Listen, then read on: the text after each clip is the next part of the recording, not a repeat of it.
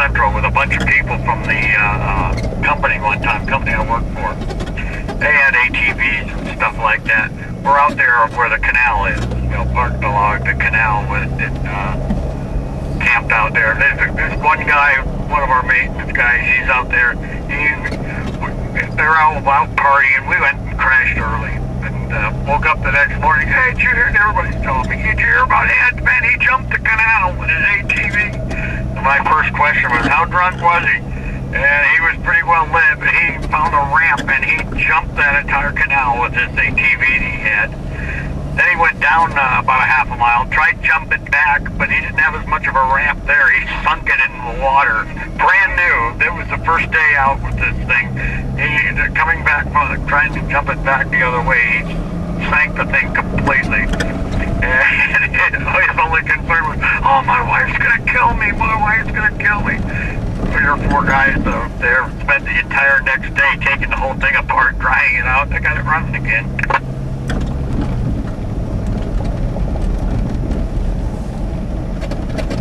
The failed railroads that they have out here, like in this one that they talk about in the book, is the Tidewater and Tonopah Railroad, which was supposed to go eventually from Tonopah, Nevada to the coast.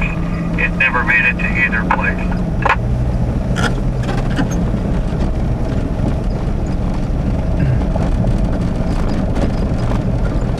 One of those railroads that starts in nowhere and ends in the same place? A lot of them were built, a lot of them short lines were built out here to service these mines and stuff like that. Some of the mines petered out after 2 years and the railroads went away also. There were several railroads down here that got wiped out by Mother Nature. I forget when it was, sometime in the early 19-teens, there was a major flood out here. It washed out all the railroads, washed the entire Union Pacific out of Afton Canyon there, and all the other railroads. If you'll notice, all over this desert, you'll see scattered railroad ties, and they're used to build things with all over the place, including in our campground. And people just go pick them up. There's places out here you drive along, you'll see them all over the place.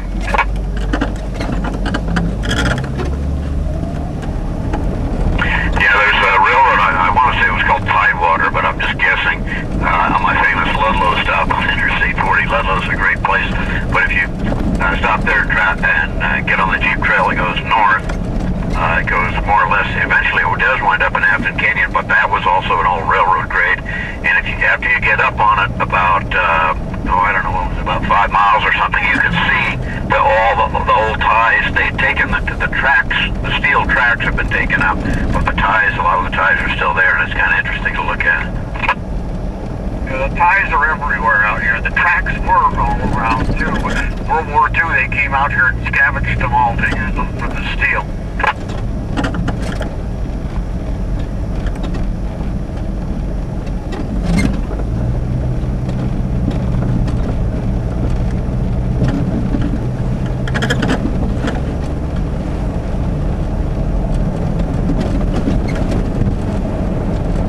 History lessons, you know?